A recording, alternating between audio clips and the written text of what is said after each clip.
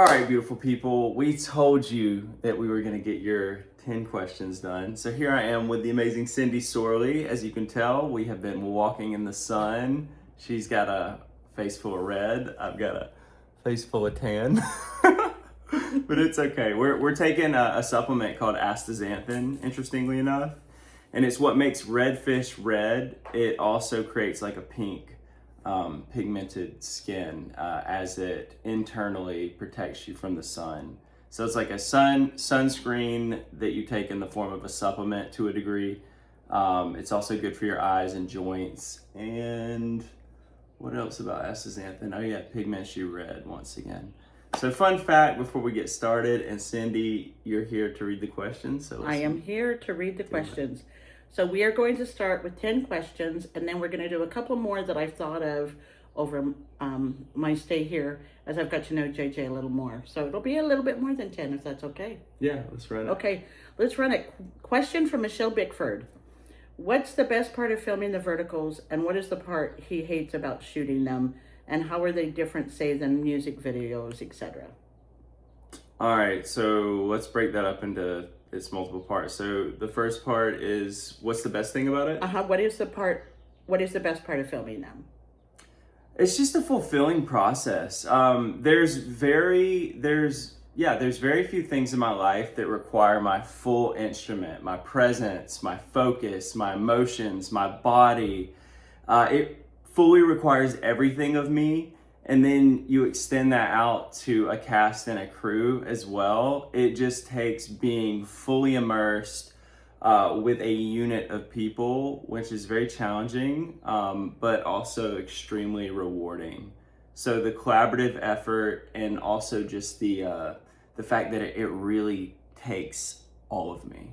And one thing that I want to note after being on set, it's 12 hours a day for 7 to 10 days that you're spent with all these people, whether it be directors and producers and your co-stars and your different people. And you start to build a relationship, build a friendship with some of these people.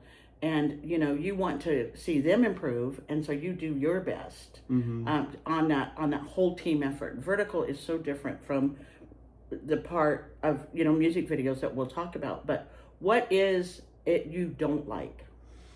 The long hours? The long hours with a 30-minute lunch break. Like, I'm grateful for it from the standpoint that I know I have work ethic. I'm grateful for it because I am working, period. I'm doing what I love. But like, yeah, I mean, 12 hours a day with a 30-minute lunch break, it almost feels like slave labor some days. That is something that could be hashed out.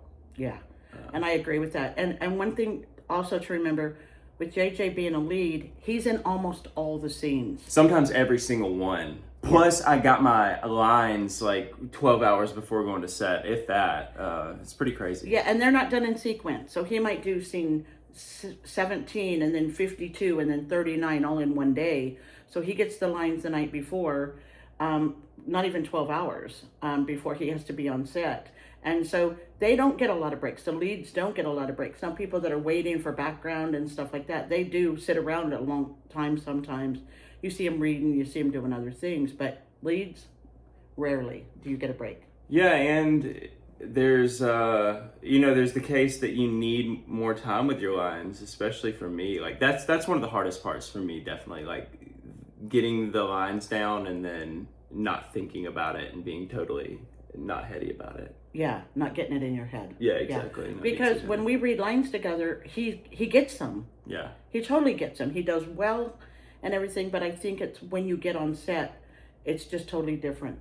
Well, there's stimulus. There's you got 20 people in the background. You got people laughing and chattering sometimes. You've got the lawn man who decides to turn a leaf blower on in the middle of your scene. It's just, there's a lot of stimulus, and it's not easy. I mean, and you know, if I'm ever having trouble with my lines and then I express it after the fact, usually like a DP or a camera person or someone else on set will be like, dude, I couldn't even get 2 lines. So like, good work. Yeah. So it's always, people are very encouraging.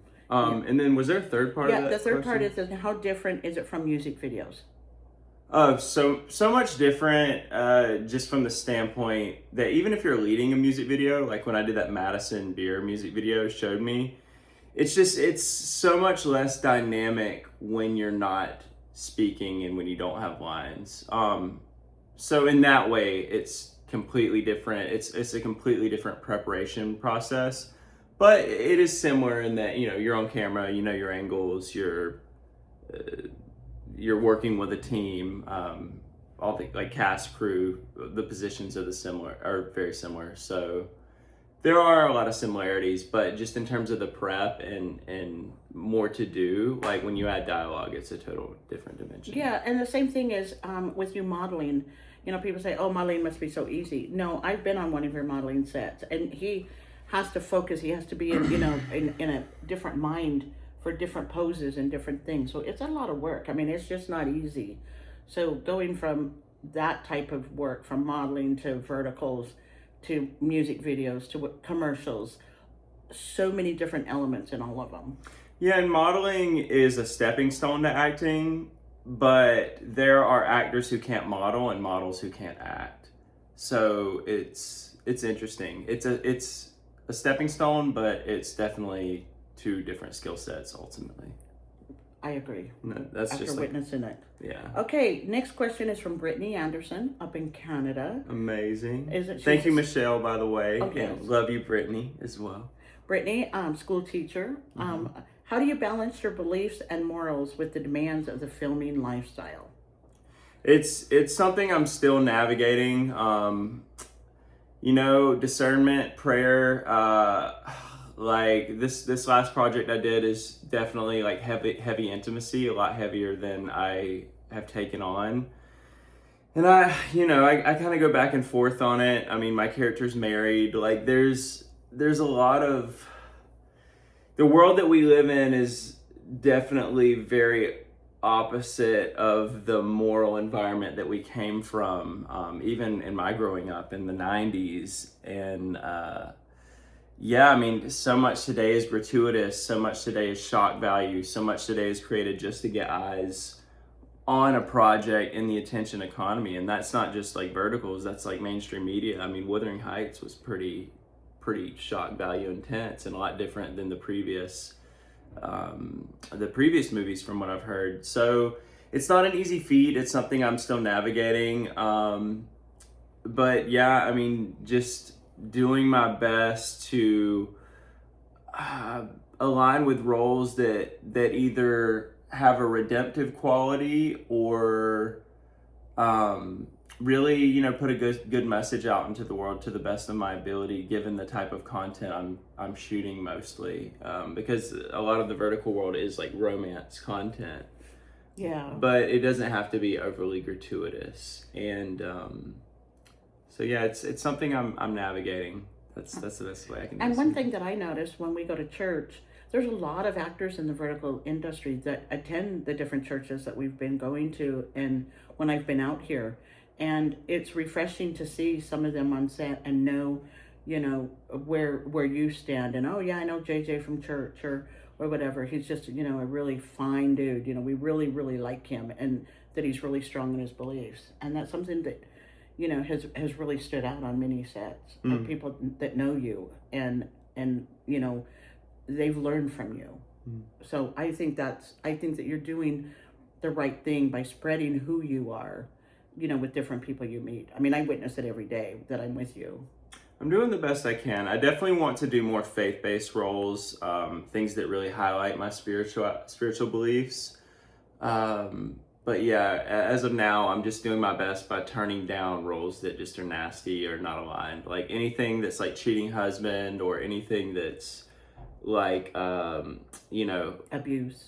Like heavy abuse or hooking up with family members and stuff, like that's not for me. And I've turned down 25 to 30 projects at this point. So for me, it's definitely not about the money. Yeah. Thank you, Brittany. Wonderful question. Yes, thank you, Brittany. Next is Jennifer Geyerson. Is it hard to be away from Happy while you are filming, and how does Happy take it? Yeah, it is tough to be away from Happy. I'm sure that there will come a day where I can take her on set with me, and that'll be awesome. And I'm sure I could do it now if I pushed it, but set is, once again, it requires so much of you. It's just not a huge concern. So Happy usually stays here Okay. at my place Okay. when I'm filming, and she usually hangs out with Erwin, who is one of my best friends. He will stay here with her when I go out of town, and um, he'll walk her in the afternoons and that sort of thing when I'm gone as well. And usually I give her her first walk of the day, or like in this case, you've been staying here, and you walked her on a lot of my set days on this past real short job that I did. Get up early, take her for a walk, or she walks me. I don't know who walks who. And how does she feel? I think she definitely gets a little separation anxiety. She definitely misses me when I'm gone, but she's a good girl. I think she's just trying to rest from the sun right now. It's pretty hot. Yeah, we walked a long way. We were out for what, 2 hours or something? Yeah, a minute. Okay. From Dottie Booker, question: how do you find the time to rest with everything on your plate? Yeah, I get it in when I can fit it in. I've been sleeping on average about 6 hours a night. I know holistic health wise, 8 would be better, 7 at least. But yeah, I've just been getting it in when I can fit it in. These sets are so crazy. I mean, not only did we have the 12 hours a day, 30-minute lunch break, we went overtime twice on this last one. We had an overnight from 4:30 p.m. to 7:30. 7 a.m. that day for me. And sometimes, you're driving an hour each way. So that's 14 hours just from leaving home to getting back home, which is nuts. And then you throw in a little overtime, that's 15, 16 hours. So yeah, it's not easy to get rest. And then you're memorizing your lines too. It really is. That's why you see photos of me and the other leads and people like literally just sleeping in the middle of set because it is that exhausting. It's crazy. Yeah, you'll see a lot of them. Yeah, that's pretty cool. Okay, thank you, Dottie, for that question. Yes, thank you, Dottie. Lara Olahan, I probably said that wrong and I'm so sorry. Would you ever consider reading for an audiobook? Yeah, it's interesting. The more I'm posting like reels and Facebook reels, content and clips, the more people keep saying, dude, you should get into voiceover, voice acting if you're not doing it. A lot of comments, a lot of you guys even message me and say that sort of thing. So yeah, to me, my voice is just my voice. But I'm realizing that people like to hear it. So yeah, definitely be down to do some audiobooks. Feel free to send people my way. I can hook you up with that one. Cool. Yeah, That'd I can be hook great. you up with that one. I know the queen of that, Angela. So Okay. yeah. But I'd love funny to. thing is someone messaged me and said, "Would you have JJ read the phone book?" Well, do you know how hard it is to find a phone book? It was a joke, but It is. was really You cute. almost have to order one. Yeah, we almost tried to pull one up off the internet so that he could read a few lines of a phone book for you ladies and gentlemen, because we thought it was pretty funny. That's hilarious. Thank you, Laura. Okay, from Lynn Bordages. How do you handle all the messages you get on a daily basis with all the hashtags, DMs, and comments on other pages? I just do my best. I do get a ton of messages, especially in between the different Facebook, TikTok, Instagram, all the different medias, YouTube.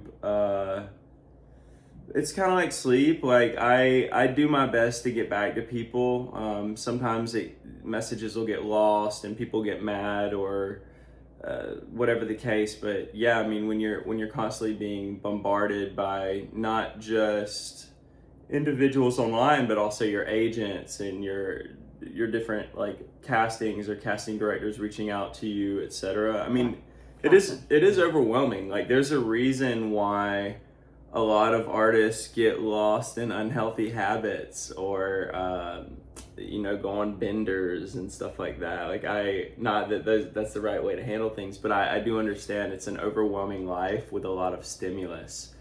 And then when the stimulus isn't in your life, like maybe you finish a project and get off set and you've got downtime, then that can feel so tame that you don't know what to do with yourself. So it's, I think my nervous system is learning how to regulate and adjust to being in the industry and having so many people and things coming at me at once. But yeah, I'm just doing my best. Like, and this is once again, like all of this is really just a reason to ultimately like have a strong spiritual foundation and to be grounded in health. Because if I'm grounded in a more simple life, like sunshine, nature, getting barefoot,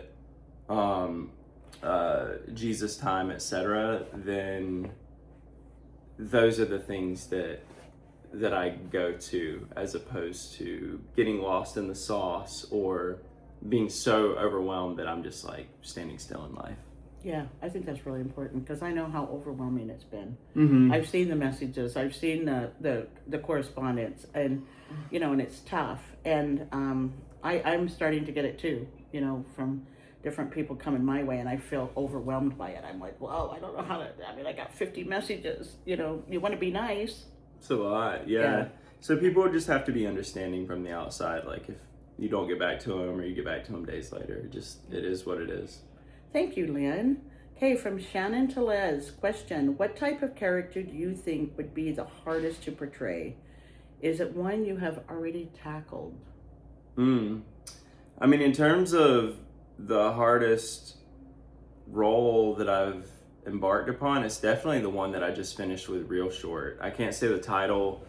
I can't talk much about the character, but what I can say is that there were times when I had paragraphs of dialogue and then I would have to do an insane amount of actions, whether it's grabbing this, grabbing that, squeezing this into a specific container, or there was a scene where I'm dancing and I literally just learned how to waltz in real life that night. So I'm waltzing, I'm lifting my partner, I'm dipping my partner, I'm spinning my partner, and then I'm speaking paragraphs of dialogue all at the same time. Like it's challenging.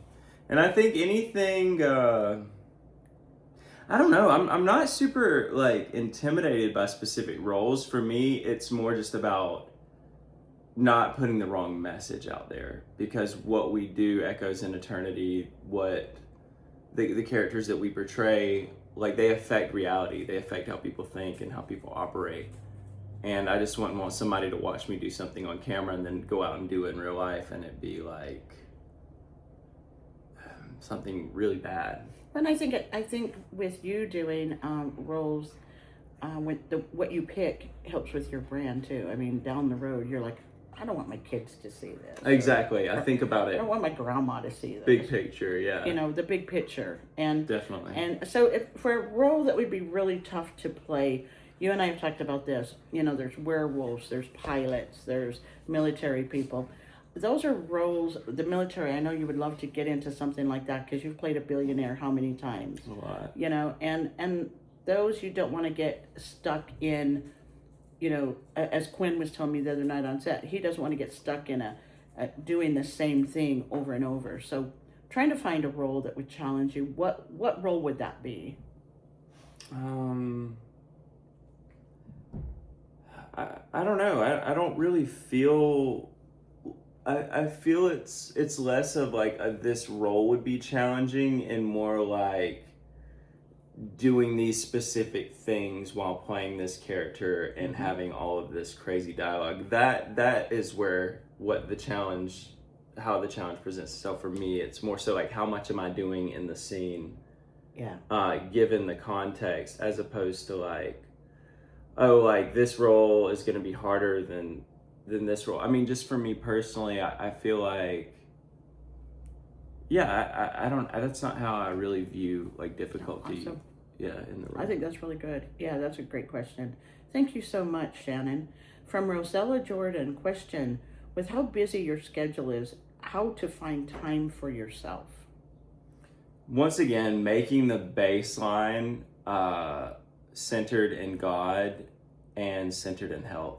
That's the key, because if and also just like having specific affirmations in my life, like I control my time, the industry does not.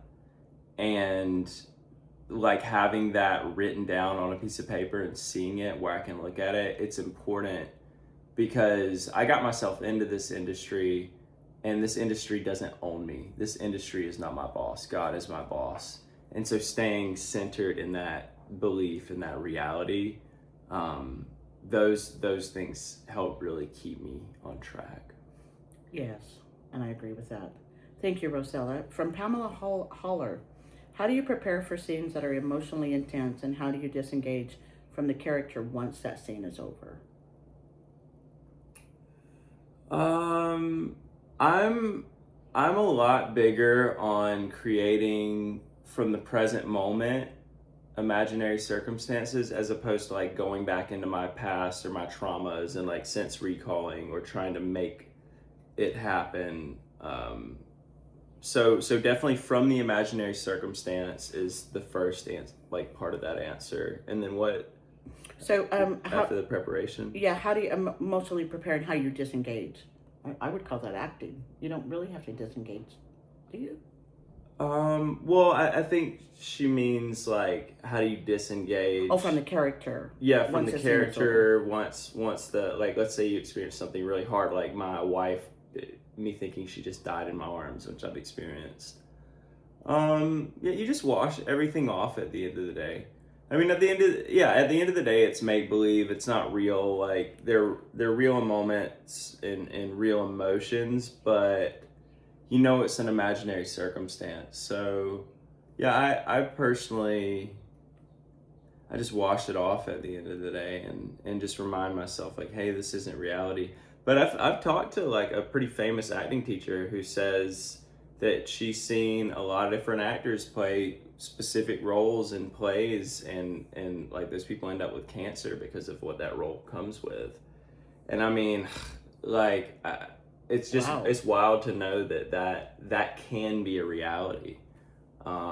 So yeah, detoxification protocols, being spiritually grounded, and washing it off at the end of the day. It's important to remind yourself like, hey, this isn't real. Like this is for the scene. Yeah, that's awesome. Thank you, Pamela. Now we have a question from Cindy Sorley. Interesting. They all wanted me to ask one. So, did you think, as a young boy growing up in southern Georgia, that you would be living in Los Angeles with a modeling and acting career? It's interesting because in like on one hand, no, like that was so outside of anything I ever thought could be real.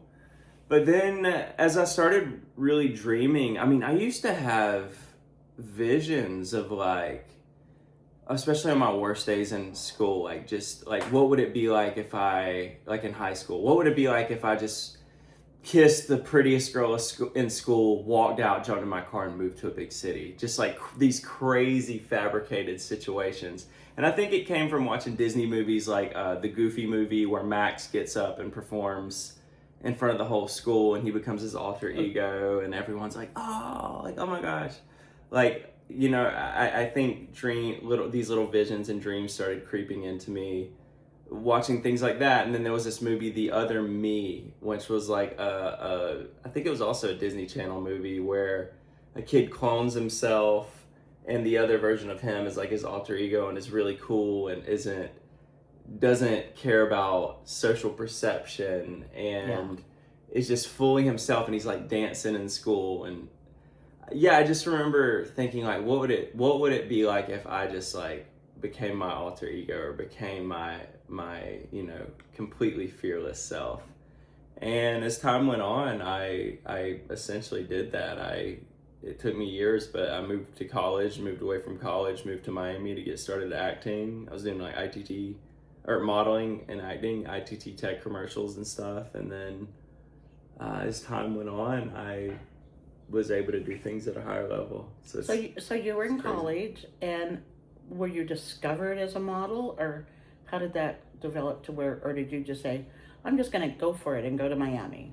Yeah, so when I was 16, my Mima, which is my mom's mom, my grandma, she got me subscriptions to GQ and Esquire magazine. And those magazines, I would just like open them up and flip through them, and I thought the male models were dressed so cool, and they just like had these hero poses, and they looked like cool fashionable guys, and I was like, I don't know how, but I'm gonna be like this one day. I'm gonna be these guys one day. And I went and I got a gym membership, and I started putting on muscle and started getting all this external validation. And so I always had this like secret dream of getting into modeling from probably about 15, 16 on. And I just tucked it away while I was in college, all the while bodybuilding and getting really lean and figuring my body out. And then finally, I got to a point where I was just sick of college. I was on the 5-year plan. I was a Sigma Chi in my fraternity. We just got kicked off campus after like really building an awesome chapter up and starting a new fraternity on campus. And I found out that Brad Pitt was a Sigma Chi. He was what's called a significant Sig, someone who is like a famous Sigma Chi. And I found out that he dropped out of college 3 months before graduating, moved to LA and became Brad Pitt. And I was like, I could do that. If he could do it, I could do it. And so that was what spurred me to drop out of college and really pursue it. But, you know, from the inception point at 16-ish to 17, 18, 19, 20, 21, 22, that was 6 years before I really acted on my dream. And that's why I would encourage anyone out there, like, act on your dream earlier, because all it takes is the first step. Yeah, look at me. Yeah, look at you, starting over at your age. Yeah, starting over and, you know, coming into this industry, which has been very welcoming and awesome. One last question that we want to talk about a little bit is I get questions from people and you get questions about what kind of gifts to send to you. I know people love to send sentimental items, and after spending the last 6 weeks or so with JJ, I noticed that the only jewelry you wear is a watch. And I know that people say, you know, can we send him jewelry? What do you want people to send you if they want to send you gifts? We've talked about it. You know, I noticed the other day that if someone sent you a gift card, that kind of stuff. What do you prefer? Totally. I'd say anything sentimental, anything that you make is super cool to me. I love pictures. I love that that painting that was sent to us. The diamond painting from Michelle Bickford. Yeah, that was really cool. Amazing.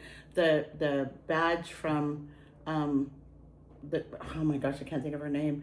It was a best actor, like an award, like an Olympic award.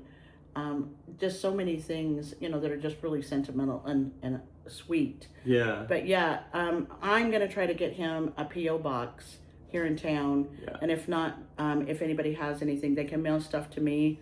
I'm out here 2.5 to 3 weeks a month. You can mail it to my store and I can get it out to him. That's where some people have been sending stuff.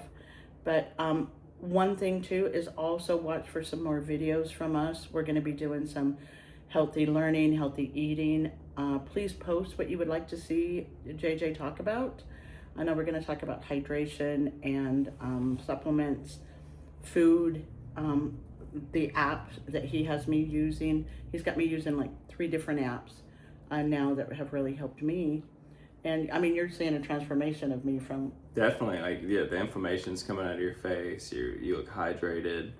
I'm red as can be from the sun. Okay, we walked for you're 2 also hours. flush, yeah. Yeah.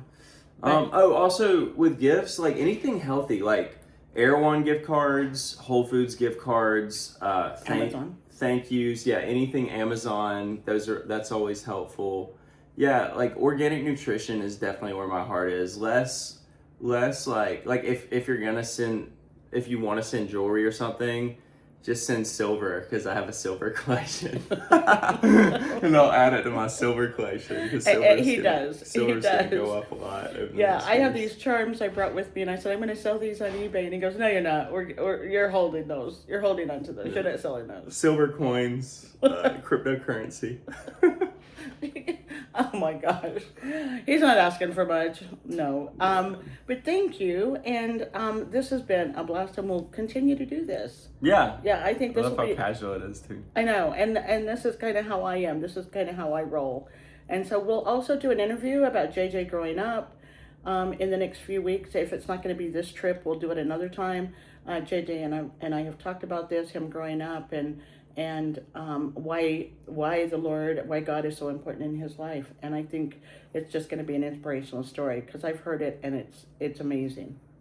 Cool. So, Well, yeah. I'm excited and we appreciate y'all. Much love and hope you have an awesome day.